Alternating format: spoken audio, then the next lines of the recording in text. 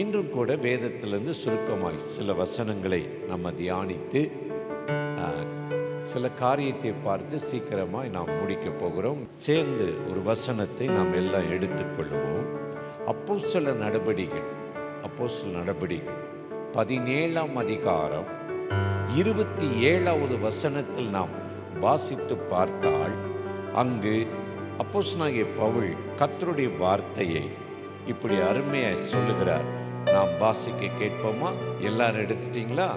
அப்போஸ்தலர் 17:27 வாசிப்போம்.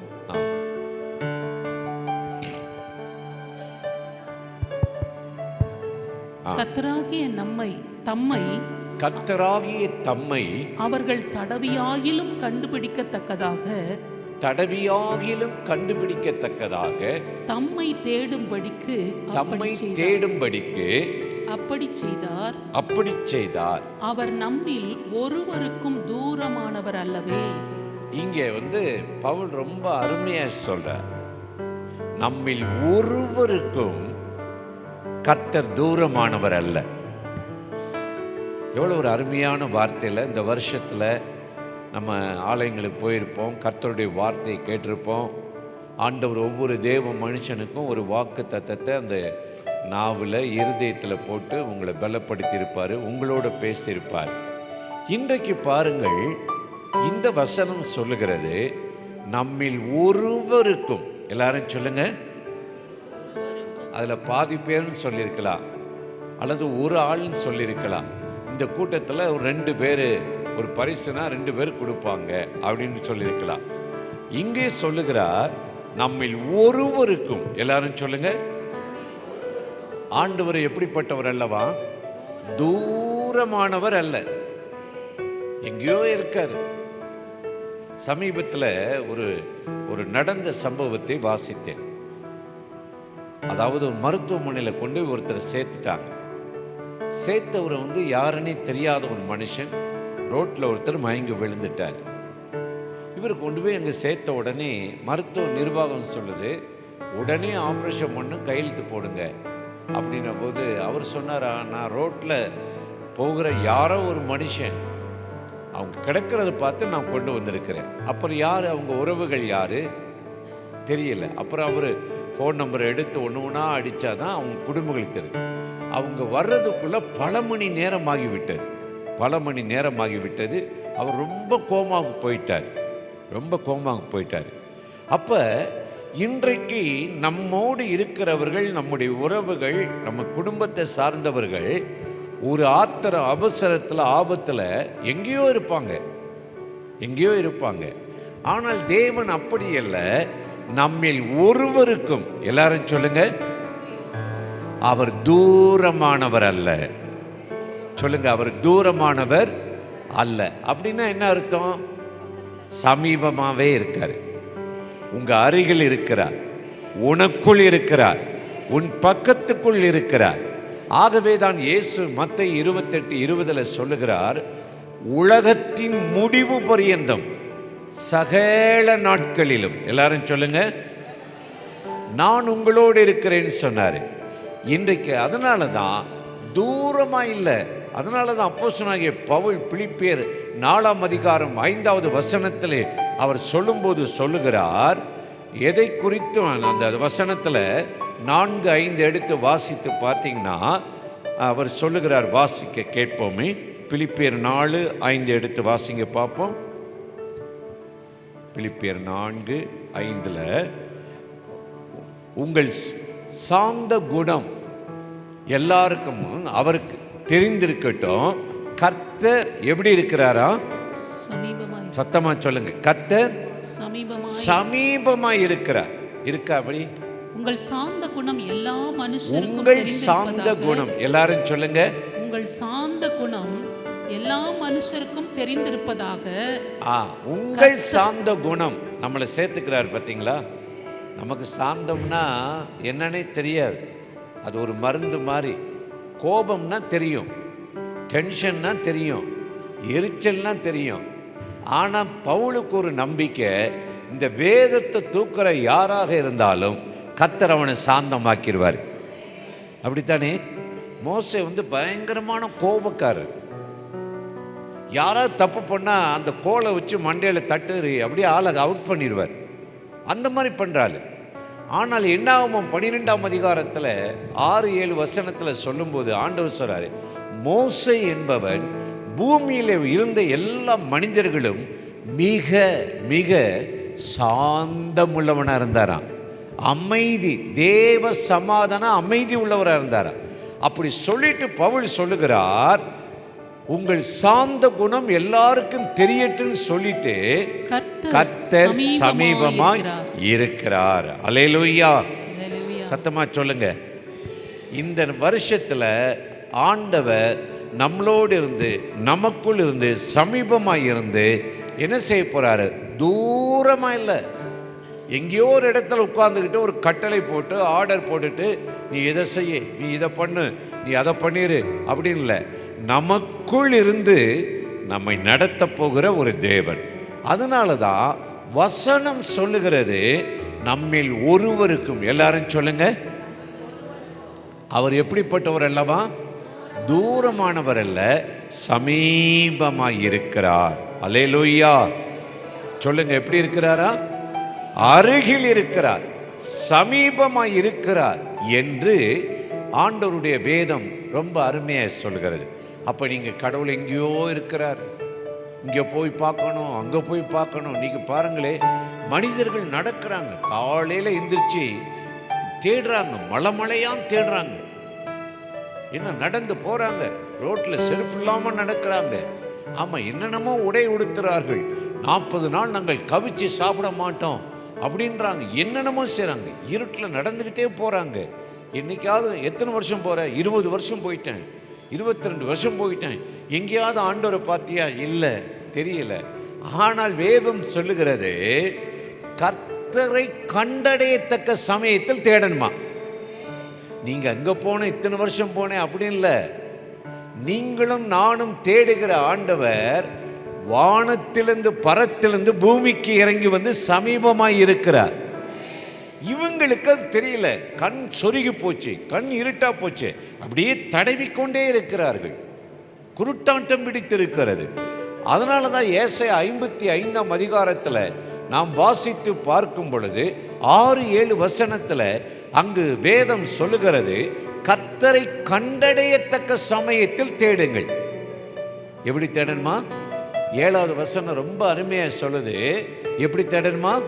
கர்த்தரை, எல்லாரும் சொல்லுங்க, கண்டடையத்தக்க சமயத்தில் அவரை தேடுங்கள். தேடுங்கள், அவர் சமீபமாய் இருக்கையில். அவர் எப்படி இருக்கிறாரா? சமீபமாய் இருக்கையில். என்னை சூழ்ந்திருக்கிறார். அவரை நோக்கி கூப்பிடுங்கள். சூழ்ந்திருக்கிறார். ஆமா, கண்டடையத்தக்க சமயன்றதுக்கு பேரு தான் தூரமாய் அல்ல, சமீபமாய் இருக்கிறார். அதனால தான் பவுல் எழுதுகிறார், நம்மில் ஒருவருக்கும், எல்லாரும் சொல்லுங்க, தூரமானவர் அல்ல. இந்த வருஷம் பெரிய பெரிய எதிர்பார்ப்போடு நீங்கள் இருக்கலாம். நல்ல ஒரு முன்னேற்றம் வீட்டில் வேணும், வேலையில் வேணும், தொழிலில் வேணும், வருமானத்தில் வேணும், ஜப ஜீவியத்தில் வேணும், ஊழிய பாதையில் எனக்கு நல்ல ஒரு ஆசீர்வாதம் வேணும் அப்படின்னு நீங்கள் ஒரு பெரிய பிளான் வச்சுக்கிட்டு நீங்கள் இன்னைக்கு ஆண்டவர் தேடி வந்திருக்கலாம். ஆண்டவர் சொல்லுகிறார், அது தூரமாய் அல்ல, சமீபமாய் இருக்கிறது. சொல்லுங்க, இந்த நாள்ல இருந்து சமீபமாய் இருக்குது. இந்த நாளே கர்த்தர் உங்களுக்கு அனுகூலமான கதவை திறப்பாரு. அதனால தான் பவுல் தன்னை என்ன செய்கிறார்? ஜனங்களுக்கு சொல்லும்போது அவர் நம்மில் ஒருவருக்கும், எல்லாரும் சொல்லுங்க, அவர் தூரமானவர் அல்ல. இப்போ உன் ஜபத்துக்கு இதுவரையும் தாமதமாய்கொண்ட, தள்ளி போய்கொண்டிருந்த ஒவ்வொரு காரியத்திலும் ஆண்டவர் இன்னைக்கு உங்களை சமீபமாக கொண்டு போய் அற்புதமாய் நடத்த போகிறார். அல்லேலூயா. ஒரு காரியத்தை தாமதப்படுத்துறதும் தூரப்படுத்துறது யார் தெரியுமா? பிசாசு தான் தடுப்பான். பார்வோன் வந்து இஸ்ரவேல் ஜனங்களை அனுப்பும்போது அனுப்புறேன், எப்போ அனுப்புவேன், நாளைக்கு அனுப்பிடுவேன், நாளை கழிச்சு அனுப்பிடுவேன். இருதயம் கடினமாயிருச்சு. கடைசியில் உபத்திரம் வாதைகள் தாங்க முடியல. அவன் இஸ்ரவேல் ஜனங்களை கூப்பிட்டு சொல்கிறான், மூப்பர்கள் மோசே ஆரோன்லாம் கூப்பிட்டு நீங்கள் போய் கடவுளை ஆராதிங்க. வேணான்னு சொல்லலை, ஆனால் ரொம்ப தூரமெல்லாம் போயிடக்கூடாது. எங்கே போயிடக்கூடாது? ரொம்ப ஆழமாக போயிடக்கூடாது, ரொம்ப டீப்பாக போயிடக்கூடாது, ஒரு அளவாக வச்சுக்கணும். இது இன்னைக்கு அது பார்வோன் சொன்னது அது இஸ்ரவேல் ஜனங்களுக்கு பொருந்துச்சோ இல்லை, இன்னைக்கு இருக்கிற கிறிஸ்தவர்களுக்கு ரொம்ப பொருந்தும்.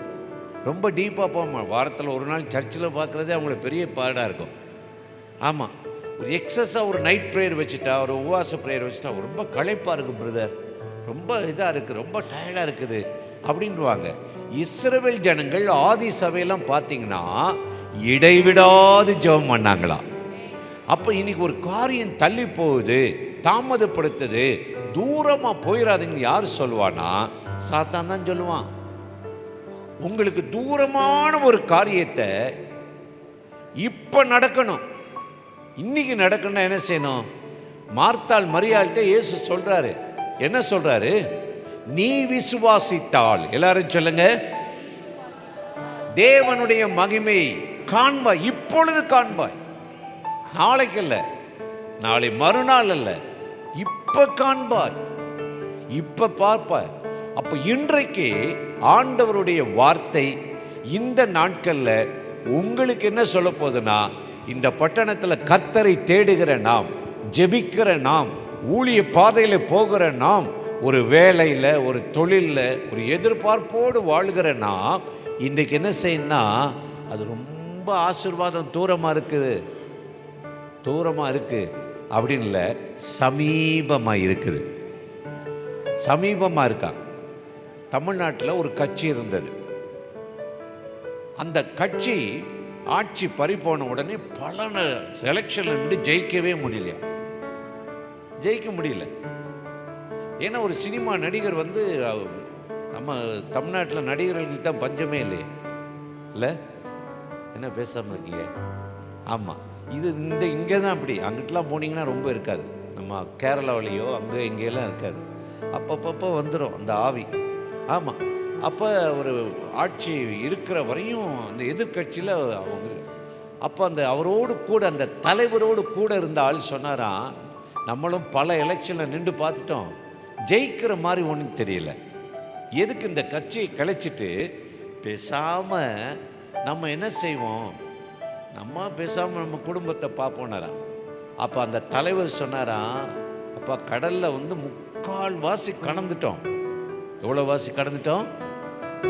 இப்போ கரை தெரியுது, ரொம்ப பக்கத்தில் வந்துருச்சு. நீ திரும்பி போனீன்னா இன்னும் இதை விட ரொம்ப லாங் டிஸ்டன்ஸு.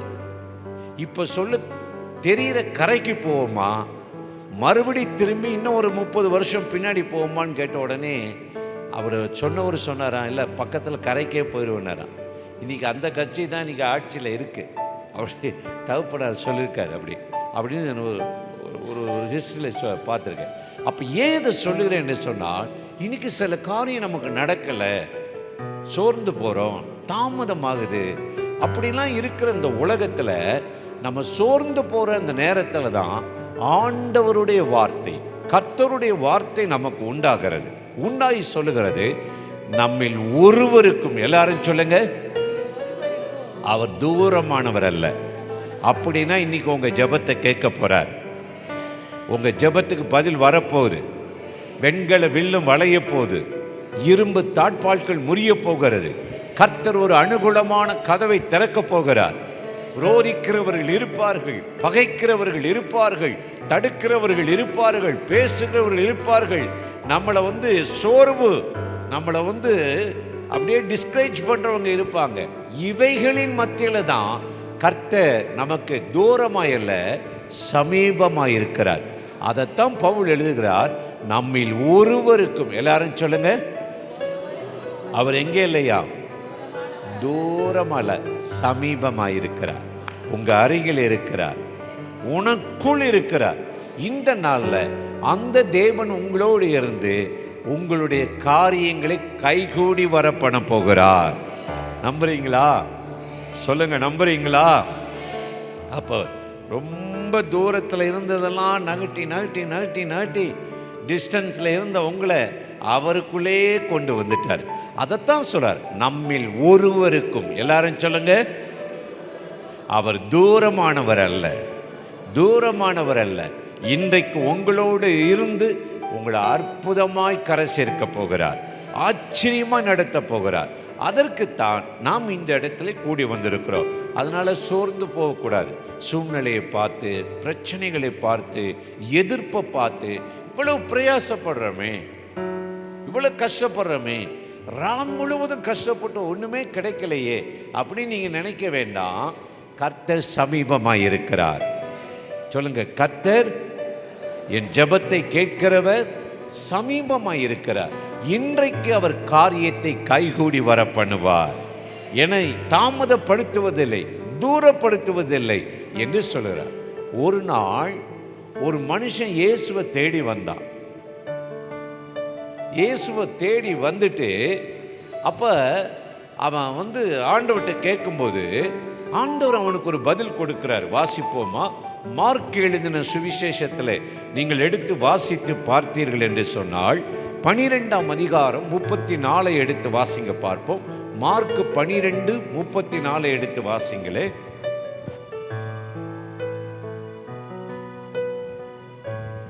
மார்க் 12:34. அவன் விவேகமாய் உத்தரவு சொன்னதை இயேசு கண்டு. அதுக்கு மேல உள்ள வசனத்தை வாசிங்க பார்ப்போம். முழு இருதயத்தோடும்.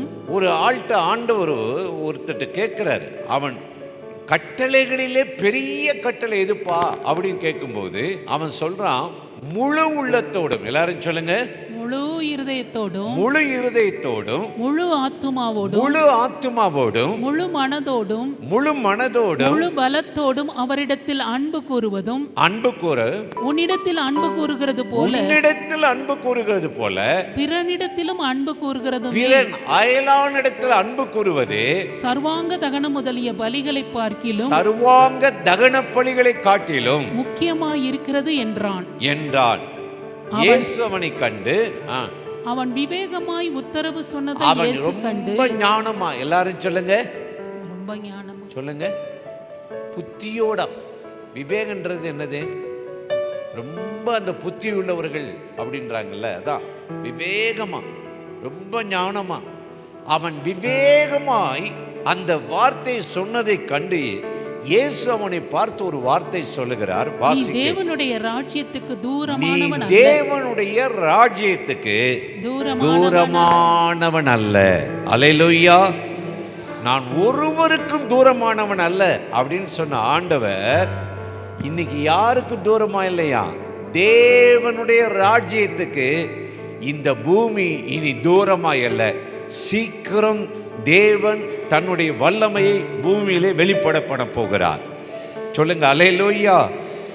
உலகமே ஸ்தம்பிச்சிருச்சு பார்த்தீங்களா? 1ஆம் தேதி ஆரம்பிக்கிறதுக்குள்ள ஈரான்ல பிரச்சனை. அந்த ஆட்சியை கவுத்தரணும், எங்களெல்லாம் பிச்சை எடுக்க விட்டுட்ட.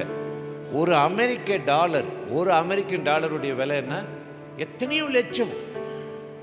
அது நோட்டு மாதிரி ஆயிடுச்சான், செல்லாத நோட்டு மாதிரி ஆயிடுச்சு.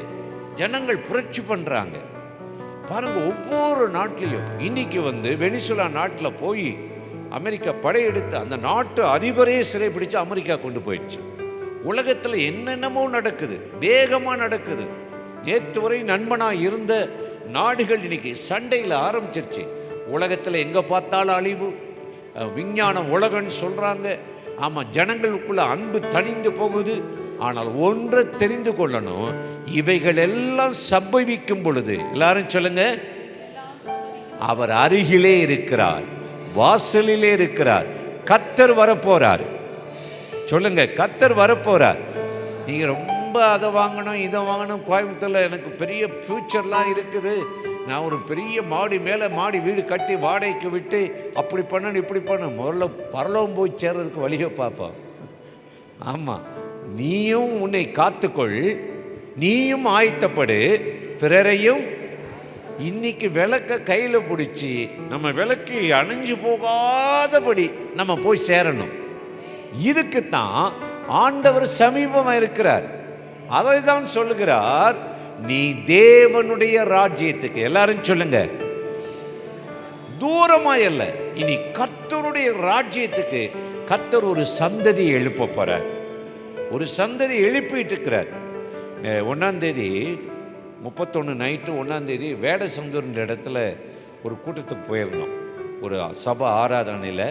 அடுத்த நாள் ஒரு நல்ல பாஸ்டர், அவருடைய மகன் தான் எங்களுக்கு வந்து கீபோர்டெல்லாம் வாசிப்பார், மீட்டிங்லாம் வருவார். சரி, ஒரு கிராம சபை போனோம்னா நிறையா வந்திருந்தாங்க.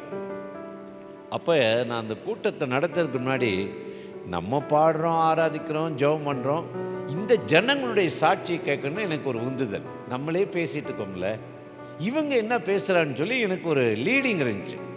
அதனால் என் மனைவி பாடி முடித்து ஆராதனை பண்ண உடனே இன்றைக்கி சாட்சி சொல்கிறவங்க வாங்க அப்படின்ன உடனே ஒரு பையன் எந்திரிச்சான். நான் நினச்சேன், அவன் சின்ன பையன், ஒரு 12-13 வயசு இருக்கும். இவன் ஏன் எந்திரிக்கிறான், இவனுக்கு என்ன கர்த்தர் செய்யணும்னா சரின்ட்டு எந்திரிச்சான். தம்பி, கர்த்தர் உனக்கு என்ன செஞ்சார்? எனக்கு ஒன்றுமே செய்யலை அங்கிள் அப்படின்னு. அப்புறம் ஏன்டா எந்திரிச்ச? அதுதான், சும்மா எந்திரிச்சேன். நீ எதுக்கு வந்த? சும்மா தான் வந்தேன் அப்படின்ட்டேன். எனக்கு அப்படியே அதாவது காற்றை பிடுங்கி விட்டது மாதிரி ஆகிப்போச்சு. சரி, என்ன தெரியாமல் போட்டு நம்ம சமாளிக்கணுமே அப்படின்ட்டு அடுத்தவங்க சாட்சி சொல்ல வாங்கன்னா ஒருத்தரை எந்திரிச்சாங்க. ஒரு அம்மா எந்திரிச்சாங்க. அவங்களுக்கு ஒரு 70 வயசு இருக்கும், 65லேருந்து 70 வயசு. பேர் ஞான சௌந்தரி. சொல்லுங்க. இவங்க வந்து குடும்பத்தில் எல்லாராலும் பிள்ளைகளெல்லாம் மறந்து கைவிடப்பட்டு உறவுகள்லாம் விட்டுட்டு ஒரு காட்டில் ஒரு தோட்டத்துக்குள்ளே வாழ்கிறாங்க. இந்து, கடவுளே அறியாத குடும்பத்தில் பிறந்தவங்க. இவங்களுக்கு மனம் உடைஞ்சி ஒரு ராத்திரி போய் தற்கொலை பண்ணணும்னு சொல்லி அரளி விதை, என்ன விதையா, அரைச்சி உருண்டியா வச்சுக்கிட்டு அப்படியே நிற்கும்போது ஒரு சத்தம் கேட்டுச்சான், மகளே. சொல்லுங்க. சத்தம் கேட்ட உடனே இவங்களுக்கு தெரிஞ்சிருச்சு இவர் இயேசு. சத்தத்தை வச்சு கூட பாருங்க கடவுளை தெரிஞ்சுக்கிறாங்க. நீங்க சத்தம் கேட்டிருக்கீங்களா? சொல்லுங்க. எரேமியா 22-21 ஒரு வசனம் இருக்கும். சிறு பிள்ளை முதல் நீ கர்த்தருடைய சத்தத்தை கேளாது இருக்கிற பழக்கம் உனக்கு இருக்கு, ஆனா எனக்கு இந்த சத்தம் கேட்கணும். ஆண்டவர் வந்து வித்தியாசமான முறையில் பேசுவார். அப்போ இந்த அம்மாவுக்கு ஒரு சத்தம், மகளிர்னு உடனே அப்படின்னு நின்ட்டாங்க. நீ சாக வேண்டாம், உன்னை வாழ வைப்பேன். கொஞ்ச நேரத்தில் யாரோ வந்து என்ன கையில் வச்சுக்கன்னு சொல்லி வாங்கி உருட்டி எடுத்து அப்படியே இயேசுவை இயேசுவேன்னு சொல்லி ஆண்டவரை தேடி, அப்புறம் கர்த்தர் நீ போ, நீ ரொம்ப பாதாளத்தில் இருக்க, இருளில் இருக்கன்னு சொல்லி அவங்கள கொண்டு வந்து ஒரு சபைக்கு கொண்டு போய் இவங்க கும்மி அடித்து பழக்கமா மற்ற தெய்வங்களுக்கு. இவங்க ஒரு ஜெப வீட்டுக்கு போனால் அங்கே நல்லா கையை தட்டி இவங்களை கூப்பிடலையா, அவங்களா ஜெபம் பண்ணுறாங்க. இவங்க கும்மி அடித்தவங்க அவங்கள அறியாமல அவங்களோடு சேர்ந்து கைதட்டி பாடி கர்த்தர் ரட்சித்துட்டார். ரட்சித்து மாற்றி அவங்களுடைய மகளை மாற்றி அவங்க மருமகனை மாற்றி அவன் சொல்கிறான். இவங்க சாட்சி சொல்லிகிட்டே இருக்கும்போது அவன் எந்திரிச்சு வர்றான். போன வருஷம் திண்டுக்கல் ஹைவேயில் பைபாஸ் ரோட்டில் விஸ்கி ரம்மோடு உட்கார்ந்துருந்தேன். இன்னைக்கு நான் இங்கே வந்திருக்கிறது இயேசு நல்லவர்னு வந்திருக்கிறார். அப்போ ஏன் சொல்கிறேன் என்று சொன்னால், கர்த்தர் நம்முடைய ஒருவருக்கும் தூரம் அல்ல, தன்னை வெளிப்படுத்த ஆரம்பிச்சிட்டார். தேவனுடைய ராஜ்யத்துக்கு யாரும் தூரமானவர்கள் அல்ல. நீங்க பாருங்க, இன்னைக்கு கடைசியானவங்கள முதலாக போறாங்க. இது இன்னொரு போன வாரம் ஒரு சாட்சி கேட்டேன். ஒரு நல்ல ஜெபிக்கிற விசுவாசி தன் தங்கச்சி ஒரு வீட்டில் ஜெபம் நடத்துறான்னு சொல்லி பூட்டு போட்டார். அவரும் சபைக்கு போறாரு. தங்கச்சிக்கு இப்படியே ஜெபம் அந்த வீட்டை கொடுத்துட்டா அப்புறம் அவங்க உரிமை கொண்டாடி விடுவாங்கன்னு பூட்டை போட்டார். அப்புறம் நேரம் எல்லாரும் போய் இந்த ஜெபம் நடத்தினவங்க தங்கச்சி எல்லாம் போய் பாஸ்டர்கிட்ட கேட்டாங்க. அவர் சொன்னாரா, அந்த மத இயக்கங்கள் செய்ய வேண்டியது இவர் செஞ்சிருக்காரு, பரவாயில்லப்பா ஜெபம் பண்ணுவோம் அப்படின்னாங்களா. இப்போ பாருங்களேன், கடைசியானவர் முதலாகிறாங்க, முதலானவங்க கடைசியாகிறாங்க. அப்போ இப்படிப்பட்ட ஒரு காலத்துக்குள்ளே நம்ம வந்திருக்கிறோம். ஆனால் ஆண்டவர் செய்ய நினைத்தது ஒன்றும் தடைப்படாது. வேதம் சொல்லுகிறது, அத நீ தேவனுடைய ராஜ்யத்துக்கு, எல்லாரும் சொல்லுங்க, தூரமானவன் அல்ல. உலக ராஜ்யத்துக்கு வேணும்னா நீ குவாலிஃபைடு இல்லை, உலகம் அங்கீகரிக்கலை, உனக்கு தொழில் இல்லை, உனக்கு பிஸ்னஸ் இல்லை, உனக்கு பொண்ணு கொடுக்க முடியாது, உனக்கு மாப்பிள்ளை கொடுக்க முடியாது, உன்னை நம்பி நாங்கள் வர முடியாது, அப்படி வேணா உலகம் உங்களை மதிக்கும்.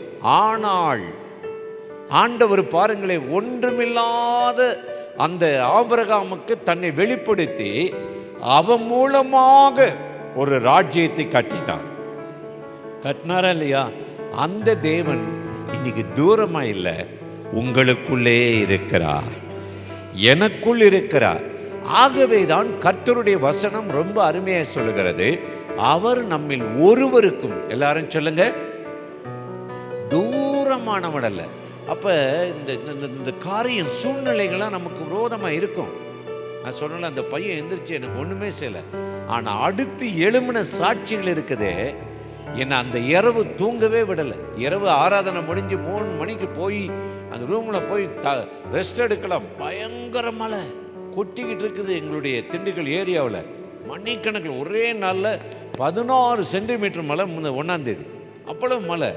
எனக்கு தூக்கமே இல்லை. ஆண்டவரே நீ எவ்வளவு நல்லவர், எவ்வளவு நல்லவர். அடுத்த நாள் 1ஆம் தேதி வாக்குத்தத்த கூட்டம் நடத்துகிறோம். கர்த்தர் கிருபையை இறங்கினார். ஏன் சொல்றேன் என்றால், இனி வாழப்போகிற ஒரு பூமி எண்டு முடிவுக்குள்ள நம்ம வந்திருக்கிறோம். இந்த முடிவு, உலகம் முடிய போகிறது. ராஜ்யத்தினுடைய சுவிசேஷம் எல்லாருக்கும் தீவிரமாக அறிவிக்கப்படணும். எல்லாருக்கும் அறிவிக்கப்படும். சமயம் வாய்த்தாலும் வாய்க்காவிட்டாலும் இந்த ராஜ்யத்தில் சுவிசேஷத்தை நாம் அறிவிக்கும் போது ஆண்டவர் செயல்பட போகிறார். சொல்லுங்க, செயல்பட போகிறார். கேத்தலிக்கில் ஒரு செயின் இருக்காரு, சொன்னார்ல, அவர் கேத்தலிக்னா எங்களுக்கெல்லாம் ரொம்ப பிடிக்கும், ரொம்ப டிசிப்ளினாக இருக்கும். இயேசு யாருன்னே தெரியாது. பள்ளி காத்துனா எங்கள் அம்மா சொல்லுவாங்க இயேசு வரைச்சுன்னு. நாங்கள் ஜோமணி பழக்கம் இல்லை, அந்தோனியாரே வேண்டிக்கிடுவோம். வேணும்னா உனக்கு ஒரு பொறிகடல் அள்ளி போடுறோம், அப்புறம் பூ மாலை போடுவோன்னு தான் சொல்லி எங்களுக்கு பழக்கம். அப்படிப்பட்ட இருந்த எங்களை கர்த்தர் ரட்சித்தார். அந்த அவரை பற்றி வேதம் சொல்லுது, ஒருத்தர் ரட்சிக்கப்பட்டார். யார்? அந்தோனியான்ற பேர். இவங்க தான் அதை சிலை செஞ்சு அட்ஜிஸ்டர்னு பேர் வச்சுருக்காங்க. ஆனால் அவர் ஒரு நல்ல ஒரு தேவ மனுஷன். சுவிசேஷ அறிவி ஒரு ஆலயத்தில் போய் பிரசங்கம் சுவிசேஷ அறிவிச்சாரா. எல்லாரும் விரட்டி விட்டாங்க. யாரை? அந்த அந்தோனியார் விரட்டி விட்டு, போ இங்கே உனக்கு என்ன வேலை அப்படின்னு சொல்லி. இவர் ரொம்ப மனசு உடைஞ்சி கடற்கரையில் போய் நின்று சர்வ சிருஷ்டிக்கும் சுவிசேஷத்தை அறிவிங்கள இயேசு நல்லவரும் பிரசங்கம் பண்ணால் இந்த ஊர் ஆட்கள்லாம் திரண்டு போய் பார்த்தாங்களே, விரட்டி விட்டோமே, அவன் கடலுக்கு போகிறானே, தற்கொலை பண்ண போகிறான்னு பார்த்தா அங்கே போய் இயேசு இயேசு பிரசங்கம் பண்ணார். இவருடைய பிரசங்கத்தை கேட்க ஏராளமான மீன்கள் வந்துச்சான். சர்வ சிருஷ்டி மனுஷனுக்கு மட்டும் இல்லை, இன்னைக்கு மனுஷன் மிருகமாக மாறிட்டான். மிருகங்கள் கூட தேவனுடைய நாமத்தை மகிமைப்படுத்துகிறது. சொல்லுங்களேன், அல்லேலூயா. இஸ்ரேலுக்கு நான் பல முறை போயிருக்கேன். திடீர்னு ரோட்டில் பூனை ஓடியார். நான் நினைப்பேன் அது அசல் ஒரிஜினல் பூனை இருக்கு அப்படின்னு. அது ஒரிஜினல் இல்லை, ஓடும். என்னன்னா, நீங்கள் என்ன பேசுகிறீங்க, என்ன இது பண்ணீங்கன்னா அதுக்குள்ளே ஒரு கேமரா இருக்கும். அந்த கேமரா வச்சு அந்த நாடு சென்சார் பண்ணும். இவங்க என்ன பேசுகிறாங்க, வித்தியாசமாக பண்ணுறாங்களா, நிறைய பண்ணும். இந்த ஏஐன்னு, இப்போ ஏஐன்னு ஒரு தொழில்நுட்பம் வந்துச்சுல, உங்களை மாதிரியே பேசும், உங்களை மாதிரியே சிரிக்கும், நிறைய வந்துருச்சு. இன்னும் கொஞ்ச நாள் அப்படி தான் பிரசங்கங்களே வரப்போதான். ஆமாம், உங்களுக்கெல்லாம் நீ ஆமாம், அடுத்த ஒரு சோதனை சர்ச்சுக்கு. ஆமாம், இவர் ஜான்சனா, உடனே ஏஐன்னு போட்டால் ஜான்சன் பேசுகிற மாதிரி, அவர் ட்ரெஸ் அணிகிற மாதிரி வின்சென்ட் ராஜா ரைட் வந்துடும். ஆமாம், ஆனால் என்னென்னா அதில் கிருமையும் இருக்காது, சத்தியமும் இருக்காது, யாரும் தொடப்பட மாட்டான். அதனால் இதெல்லாம் பகுத்தறியணும். அப்போ சர்வ சிருஷ்டிக்கும் போய் சுவிசேஷத்தை நம்ம அறிவிப்பதற்கு தான் கர்த்தர் சமீபமாக இருக்கிறார். அல்லேலூயா. அதனால தான் அந்த அவனை சொல்லி விவேகமாய் உத்தரவு சொன்னதை கண்டு, நீ தேவனுடைய ராஜ்யத்துக்கு, எல்லாரும் சொல்லுங்க, தூரமானவன் அல்ல. நான் சொல்றேன், தேவனுடைய ராஜ்யத்துக்கும் தூரமானவர் அல்ல, தேவனுடைய ஆசீர்வாதத்துக்கு நீங்கள் தூரமானவர்கள் அல்ல. இன்றைக்கு கர்த்தர் நியமித்த ஆசீர்வாதம் இனி தாமதிப்பதில்லை. இன்றைக்கே பிரதான நாள், இன்றைக்கே பிரதான மாதம், இன்றைக்கே பிரதான ஒரு வழியை கர்த்தர் திறந்து நம்மை ஆசீர்வதிக்க போகிறார். சொல்லுங்களே அல்லேலூயா, அல்லேலூயா. அதற்குத்தான் நம்ம இந்த இடத்துல கூடி வந்திருக்கிறோம். அதனால சோர்ந்து போகக்கூடாது, சூழ்நிலையை பார்க்கக்கூடாது, போராட்டங்களை பார்க்கக்கூடாது, பிரச்சனைகளை பார்க்கக்கூடாது. ஆண்டவர் என்னை அழைத்திருக்கிறார். ஒருவருக்கும் அவர் எப்படிப்பட்டவர் இல்லாமா, தூரமானவர் அல்ல, அவர் சமீபமாயிருக்கிறார். என் ஜெபத்தை கேட்கிறார். எல்லாரும் சொல்லுங்க, என் ஜெபத்தை எனக்கு இறங்குகிறவர் கட்டாயம் நம்மை ஆசீர்வதிப்பார். அந்த நம்பிக்கை நமக்கு வேணும், நம்ம நம்பிக்கை வேணும். இன்னைக்கு அந்த காலத்தில் ஊழியம் பண்ணவங்களாம் எப்படி பண்ணியிருப்பாங்க? இந்த மாதிரி சேர்ஸ் போட்டு மண்டபம் முடிச்சார், கிராமமாக போயிருப்பாங்க. யாராவது தண்ணி கொடுக்க மாட்டாங்களா, உணவு கொடுக்க மாட்டாங்களா? ஆனால் கர்த்தர் அந்த ஊழியங்கள் மூலமாக தானே டெக்னாலஜி வருவதற்கு முன்னாடி உலகத்தை அசைப்பார். கோவை பட்டணத்தை கர்த்தர் அசைப்பார். சொல்லுங்க ஆமென். நமக்கு தேவை என்னன்னா, நம்மளால் நீ பிசாசுகளை விரட்டி முடியாது. நீ பாட்டுக்கு ஒரு பாட்டை பாடிடுவ, ஏசு நல்லவர்னு, அது தான் ஆடி கிடக்குமா கிடக்காதா? இதை துரத்துறது யாரால முடியும்? ஒரு பள்ளிக்கூடத்தில் ஒரு பிள்ளைக்கு பிசாசு பிடிச்சிருச்சான். அது பக்கா மத வெறி பிடிச்ச ஒரு பள்ளிக்கூடம். கடைசியில் அந்த பிள்ளை வந்து அழகழிச்சு ரொம்ப நேரம் டாக்டர்லாம் கூப்பிட்டு ஒன்றும் முடியல. கடைசியில் அதுக்குள்ளேருந்து ஒரு ஆய்வு வச்சான், நீ போய் ஒரு பாஸ்டர் கூட்டிகிட்டு வா. போய் பக்கத்தில் ஒரு பாஸ்டர் கூட்டிட்டு இருந்து அவர் பாடின உடனே போயிடுச்சான். ஊழியம் எப்படி வருது பாருங்க. நம்ம தேவன் ஒருவருக்கும் தூரமானவர் அல்ல. சொல்லுங்க, ஒருவருக்கும். இனி கர்த்தர் தன்னை வெளிப்படுத்த போறார். எப்படி அந்த ஞான சமுதிரிக்கு வெளிப்பட்டு அவருடைய குடும்பம் பூரா வந்து ஞானஸ்தானம் எடுத்து, ஆமா இன்னைக்கு கர்த்தருக்குள்ள இருக்கிறாங்க. இனி நம்ம போய் நம்மளை நம்பி ஆண்டவர் கிரியை செய்யல, அவர் பிரட்சேத்திரமாய் வெளிப்பட போகிறார். அதற்கு தாங்க அவர் சமீபமாயிருக்கிறார் என்று வேதம் சொல்லுகிறது. சேர்ந்து அந்த பல்லவி அப்படியே பாடுவோம். சற்று முன்பு என் மனைவி பாடினார்ல, எங்கப்பா போவேன், எஃப் மைனர்ல இருக்கும்ல, அப்படியே சேர்ந்து பாடும்போது நமக்கு இந்த ஒரு பெரிய மண்டபத்தை எடுத்து செலவழித்திருக்கிற இந்த ஊழியத்தை நம்ம தாங்கணும். ஒரு காணிக்கைக்கு எடுத்து நம்ம கர்த்தரை கனம் பண்ணுவோம். இப்போ இந்த பாடலை பாடும்போது காணிக்கை எடுத்து ஆண்டவரை நாம் மகிமைப்படுத்துவோம். தேங்க்யூலா. எங்கப்பா போவே, உங்க பிரசன்னத்தை விட்டுட்டு எப்படி வாழுவே, உங்க சமூகத்தை மறந்து எங்கப்பா போவே, உங்க பிரசன்னத்தை விட்டுட்டு எப்படி வாழுவே, உங்க சமூகத்தை மறந்து. அப்பா நீங்க எனக்கு இருக்க பயமில்லையே, தகப்பன் நீங்க சுமந்து கொள்ள கலக்கம் இல்லையே. அப்பா நீங்க எனக்கு இருக்க பயமில்லையே, என் தகப்பன் நீங்க சுமந்து கொள்ள கலக்கம் இல்லையே. நீங்க போதும், நீங்க போதும், நீங்க போதும், நீங்க போதும், நீங்க போதும், நீங்க போதும். எங்க பாப்போவே, உங்க பிரசன்னத்தை விட்டுட்டு எப்படி வாழுவே, உங்க சமூகத்தை மறந்து எங்க பாப்போவே, உங்க பிரசன்னத்தை விட்டுட்டு எப்படி வாழுவே, உங்க சமூகத்தை மறந்து. அப்பா நீங்க எனக்கு இருக்க பயமில்லையே, என் தகப்பன் நீங்க சுமந்து கொள்ள கலக்கம் இல்லையே. அப்பா நீங்க எனக்கு இருக்க பயமில்லையே, என் தகப்பன் நீங்க சுமந்து கொள்ள கலக்கம் இல்லையே. நீங்க போதும், நீங்க போதும், நீங்க போதும், நீங்க போதும், நீங்க போதும், நீங்க போதும். Thank you Lord. நம்மில் ஒருவருக்கும், எல்லாரும் சொல்லுங்க, நம்மில் தூரமானவர் அல்ல. இன்றைக்கு இந்த கூட்டத்துக்கு வந்திருக்கிற உங்களுக்கு கர்த்தர் சமீபமாயிருந்து அருகிலிருந்து அநேக நன்மைகளை இந்த வருஷம் செய்வார். போகட்டும், எப்படிப்பட்டவர்களுக்கெல்லாம் ஆண்டவர் தூரமாக இருப்பார்?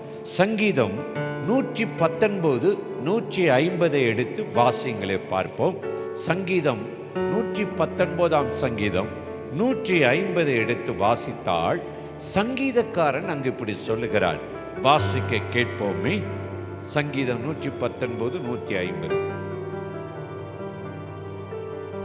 தீவினையை பின்பற்றுகிறவர்கள் சமீபிக்கிறார்கள், அவர்கள் உம்முடைய வேதத்துக்கு தூரமாய் இருக்கிறார்கள்.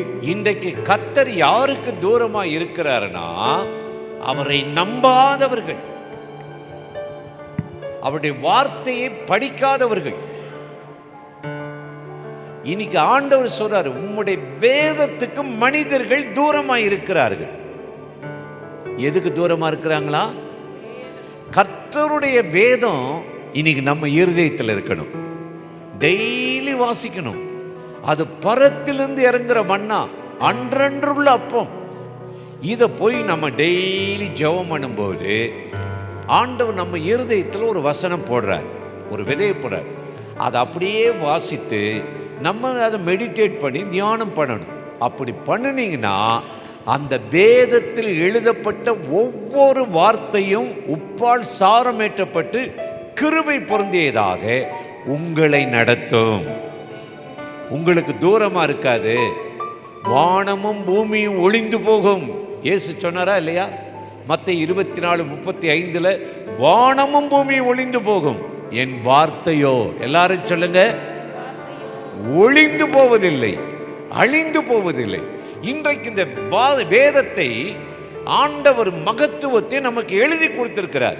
இதை வாசிக்கிறதுக்கு மனுஷனுக்கு நேரம் இல்லைங்க. இது என்ன கிறிஸ்தவம்? இதை அந்நிய காரியமா எண்ணுகிறார்கள். இன்னைக்கு செல்போன் தான், அதில் தான் நம்ம வாசிக்கணும். அது வாசிங்க வேணான்னு சொல்ல, ஆனால் அதை விட வேதம் நம்முடைய இருதயத்தில் இருக்கணும். டெய்லி நம்ம வேதம் வாசிக்கணும். அதை வாசிக்க வாசிக்க இந்த வேதம் நம்மளை எங்க கொண்டு போய் சேர்த்தருன்னா, கர்த்தருடைய ராஜ்யத்துக்குள்ள கொண்டு போய் சேர்த்தரும், சமீபமாய் கொண்டு வந்துடும். ஒரு நாள் கூட அவரை விட்டு விலக விடாது. ஒரு நாள் கூட அவரை விட்டு இந்த உலகமும் மாயையும் நம்மளை பிரித்து விடாது. அதனால தான் அப்போஸ்தலனாகிய பவுல் ரோமர் 1ஆம் அதிகாரத்தில் 32, 33 வசனத்துல எல்லாம் சொல்லும்போது, கிறிஸ்துவின் அன்பிலிருந்து என்னை பிரிப்பவன் யார்? வேதனையா, நெருக்கடியா, நிர்வாணமா, பசியா, நாச மோசமா? ஏனென்றால் இந்த வேதம் அவர் கையில் இருந்தது. வேதமே வெளிச்சம், கட்டளையே விளக்கு, வேதமே வெளிச்சம். இந்த வேதத்துக்கு நம்ம தூரமாயிடக்கூடாது. டெய்லி கர்த்தருடைய சத்தம் கேட்கணும், உண்டாகணும். மனுஷ சத்தம் அல்ல, கர்த்தருடைய சத்தம்.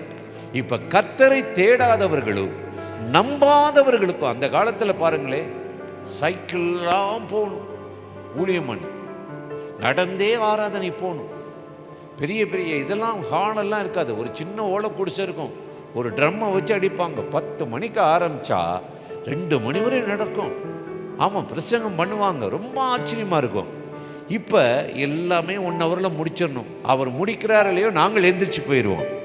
அப்படிலாம் உலகத்தில் வந்துருச்சு. இப்படிப்பட்ட இந்த உலகத்தில் கர்த்தருடைய வேதம் தான் நிலைக்கும்.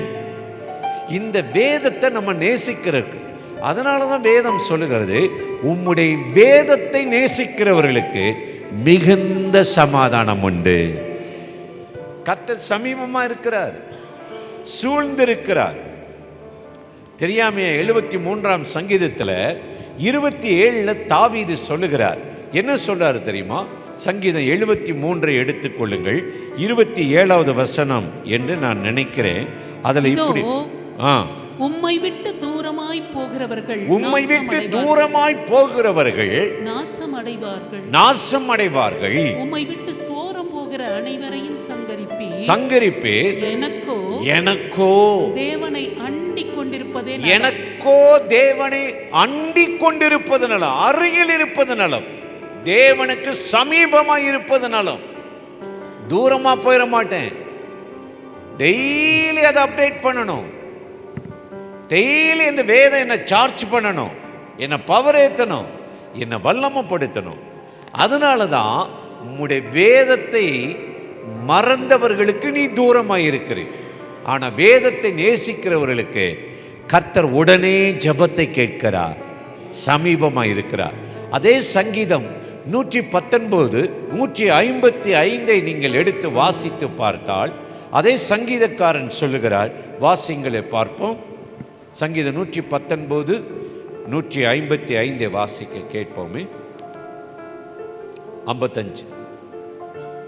ரட்சிப்பு துன்மார்க்கருக்கு தூரமாய் இருக்கிறது. ரட்சிப்பு எல்லாரும் சொல்லுங்க. ரட்சிப்பு துன்மார்க்கனுக்கு எங்க இருக்கான்? இருக்கிறது, தூரமா இருக்கும். பல பேர் ஜெபம் பண்ண வரதை பார்த்துருக்கேன்.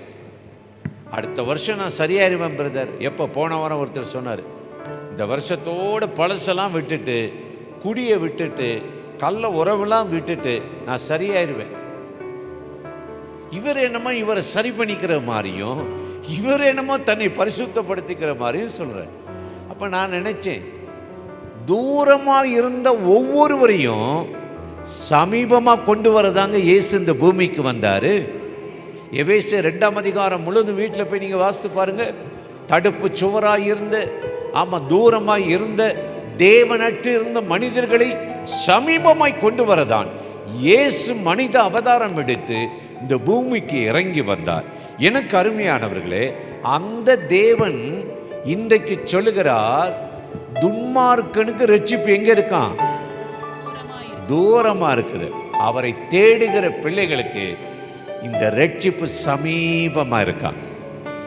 என்ன தூரமாயிருந்த நீங்கள் இப்பொழுது கிறிஸ்து இயேசுவுக்குள் கிறிஸ்துவின் இரத்தத்தினாலே சமீபமானீர்கள். கிறிஸ்துவின் இரத்தத்தினாலே சமீபமானீர்கள். 17வது வசனத்தை வாசிங்க. அல்லாமலும் அவர் வந்து தூரமாயிருந்த உங்களுக்கும் சமீபமாயிருந்த அவர்களுக்கும் சமாதானத்தை சுவிசேஷமாய் அறிவித்தார். அதான் இந்த ரட்சிப்புன்றது என்னதுன்னா தேவ சமாதானம். எல்லாரும் சொல்லுங்க, ரட்சிப்பு என்பது என்னது? இந்த பட பட பட பட பட நடக்கல, அவசரம், டென்ஷன். விசுவாசி பதறவே மாட்டான். தேவனிடத்தில் அன்பு கூறுகிறவர்களுக்கு சகலம் நன்மைக்கு எதுவான. நான் சொன்னல, அந்த அம்மா ரட்சிக்கப்பட்டுச்சு, அரளி செடியை அந்த உருண்டையை உருட்டி சாப்பிடும்போது அந்த அம்மா சர்ச்சுக்கு வந்துட்டு 1 மாதத்துல இது நடந்திருக்கு. சர்ச்சுக்கு வந்துட்டாங்க. வந்துட்டு போன நவம்பர் மாதம் கடைசியில் 2 நாள் சனி விடாத தூறல். அவருடைய கணவர் போய் ஒரு ஆட்டுக்குட்டி வளர்த்து அந்த கொட்டையை போய் பார்த்துட்டு வர்றாரு. பார்த்துட்டு வரலாம், ஆடு நனையாமல் இருக்கா, கொட்டகை ஒழுகுதுன்னு சொல்லி போனால், சபை முடிஞ்சு நம்ம வீட்டுக்குள்ளே போய் உள்ளே போகிறாங்க. அந்த ஆட்டுக்குட்டியை பார்க்க போனவரை அந்த கொட்டகை இடிஞ்சு அப்படியே அவர் மேலே விழுந்துருச்சு. சத்தம் கேட்டு வந்து பார்க்குறாங்க, ஆளை காணோம். மண்ணெல்லாம் சுவர் இடிஞ்சு அவர் மேலே விழுந்துருச்சு. அவ்வளோதான், ஆள் இறந்துட்டார். அது காடு, எங்கேயும் போய் யாரையும் கூப்பிட முடியாது, போலீஸ் ஸ்டேஷன் போக முடியாது, தீயணைப்பு துறைக்கு சொல்ல முடியாது அப்படின்னு சொல்லி அப்படியே இருக்கு. ஆண்டவரே இயேசுவேன்னு சொல்லியிருக்காங்க. நம்மளால எப்படி இவரை காப்பாற்ற முடியும்? ஒன்று திடீர்னு இயேசுவேன்னு சொன்னோடனே இந்த அம்மாவுக்குள்ள ஒரு பலன் வந்துருச்சான். இவங்களே என்ன செஞ்சாங்களாம், அந்த கட்டைகளை விழுந்த ஒன்னொன்னே அப்படியே முறிச்சு எடுத்து மண்ணெல்லாம் தள்ளி விட்டுட்டு கணவன் அப்படியே மண்ணுக்குள்ளே புதைஞ்சிருக்காரு. அப்படியே வெளியே கொண்டு வந்து தண்ணீரில் கழுவி ஆளை உட்கார வச்சுட்டாங்க. பலன் வந்துருச்சு. சரி, இதோட முடிஞ்ச, ஆள் காப்பாத்தியாச்சுன்னு விட்டுற வேண்டியதானே. அவரை கழுவி உட்கார வச்சுட்டு ஆட்டுக்குட்டியை தேடினாங்களாம். திரும்ப மண்ணெல்லாம் தோண்டி அந்த ஆட்டுக்குட்டியும் உயிரோடு காப்பாற்றிட்டாங்களா. எவ்வளோ ஆச்சரியம் பார்த்தீங்களா? அவர் அதான் துன்மார்க்கனுக்கு ரட்சிப்பு எங்கே இருக்கான்? அவ்வளோதான், முடிஞ்சு போச்சு, காப்பாற்ற முடியாதுன்னு சொல்லுவாங்க. ஆனால் நம்ம நீதிமானுக்கு கர்த்தர் சமீபமாக இருக்கிறாரா. அதான் வேதம் வசனம் தெளிவாக சொல்லுது, துன்மார்க்கனுடைய ஜெபம் கர்த்தருக்கு அருவருப்பானது, நீதிமான்களுடைய ஜெபத்தையோ அவர் கேட்கிறார். அதுதான் வசனம். அதனால தான் சொல்றாரு, நம்மில் ஒருவருக்கும், எல்லாரும் சொல்லுங்க, கர்த்தர் தூரமானவர் அல்ல. இந்த வருஷம் உங்களோட இருந்து சமீபமாக இருந்து நீங்கள் எந்த பக்கம் போனாலும் உங்களுக்கு பிறகு இருந்து இதாப்பா ரைட், இதுதான் சரியான வழி, நடந்து போங்கள் என்ற சத்தத்தை நீங்கள் கேட்க போறீங்க. சத்தம் கேட்க போகுது, வேத வசனம் உண்டாக போகுது. ஏசாயா 30ஆம் அதிகாரம் 23வது வசனம் என்று நான் நினைக்கிறேன். அதில் எடுத்து நீங்கள் வாசித்து பார்த்தீர்கள் என்று சொன்னால், நீங்கள் வலதுபுறமாய் சாயும் பொழுதும் இடதுபுறமாய் சாயும் பொழுதும், வாசிக்க கேட்போமே. ஏசாயா 30. நீங்கள் வலதுபுறமாய் சாயும் போதும், சொல்லுங்க, நீங்கள் வலதுபுறமாய் சாயும் பொழுதும் இடதுபுறமாய் சாயும் போதும், இடதுபுறமாய் சாயும் பொழுதும் வழி இதுவே, வழி இதுவே, இதிலே நடவுங்கள் என்று, இதிலே நடவுங்கள் என்று உங்களுக்கு பின்னாலே சொல்லும் வார்த்தையை உங்களுக்கு காதுகள் கேட்கும். பின்னாலே உங்கள் உள்ளத்தில் சொல்லும் வார்த்தையை கேட்டு நடக்க போறீங்க. சத்திய வசனத்தை கேட்டு நடக்க போறீங்க. வேதத்தை சுமந்து அந்த வேதத்தின் பாதையில் நடக்க போறீங்க. இப்படித்தான் கர்த்தர் நம்மளை நித்தமும் நடத்தி ஆசீர்வதிக்க போகிறார். ஆகவேதான் அப்போஸ்தலனாகிய பவுல் சொல்லுகிறார், நம்மில் ஒருவருக்கும், எல்லாரும் சொல்லுங்க, தூரமானவர் அல்ல, அவர் அருகில் இருக்கிறார், சமீபமாய் இருக்கிறார். இன்றைக்கு அந்த தேவன் உங்களை ஆசீர்வதிக்க போறார். நம்புறீங்களா? அற்புதம் செய்வாரா? நீங்க அவருடைய வேத வசனம் உங்களுக்கு தூரமா இல்லை, அந்த வார்த்தை உங்க மேல வந்து நடக்க போகுது, நிறைவேற போகுது, பழிக்க போகுது. ஆண்டவர் அந்த வார்த்தையின்படி உங்களை உயர்த்த போறாரு. உங்கள் ஜெபத்தை அவர் கேட்க போறார்.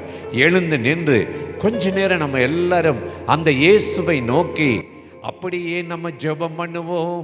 எங்கப்பா போவே, உங்க பிரசன்னத்தை விட்டுட்டு எப்படி வாழுவே, உங்க சமூகத்தை மறந்து எங்கப்பா போவே, உங்க பிரசன்னத்தை விட்டுட்டு எப்படி வாழுவே, உங்க சமூகத்தை மறந்து. அப்பா நீங்க எனக்கு இருக்க பயமில்லையே, என் தகப்பன் நீங்க சுமந்து கொள்ள கலக்கமில்லையே. அப்பா நீங்க எனக்கு இருக்க பயமில்லையே, ஒரு தகப்பன் நீங்க சுமந்து கொள்ள கலக்கமில்லையே. நீங்க போதும், நீங்க போதும், நீங்க போதும், நீங்க போதும், நீங்க போதும், நீங்க போதும். Thank you Lord. அப்படியே கண்ணை மூடி எல்லாரும் இயேசுவை பாருங்க. இயேசுவே, இந்த மாலை நேரத்தில், இரவு நேரத்தில் கர்த்தருடைய சமூகத்தில் வந்திருக்கிறோம்.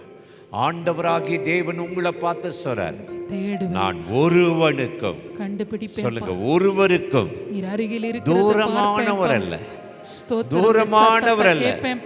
எத்தனையோ மாதங்கள், இன்னும் எத்தனையோ வருஷங்கள் நீ காத்திருக்கணும் அவசியம் அல்ல. நமக்கு அருகில் இருக்கிறார், சமீபமா இருக்கிறார். அந்த தேவன் இன்றைக்கு ஒரு நன்மையை செய்ய போறார். இப்போ ஒரு அற்புதம் செய்ய போகிறார். நீ விசுவாசித்தால் தேவனுடைய மகிமையை காண போகிறார். தகப்பனே உமக்கு நன்றி சொல்லுகிறேன். இந்த மாலை நேரத்திலும் ஆண்டவரே, இந்த வார்த்தையை கேட்க வந்திருக்கிற ஒவ்வொரு சகோதரனுக்காக, ஒவ்வொரு சகோதரிக்காக உம்முடைய நாமத்தில் நான் வேண்டிக் கொள்ளுகிறேன். நீ தூரமானவர் அல்ல, தூரமானவர் அல்ல. இப்பொழுது உம்முடைய மகிமை இறங்கட்டும், இப்பொழுது உம்முடைய வல்லமை இறங்கட்டும்.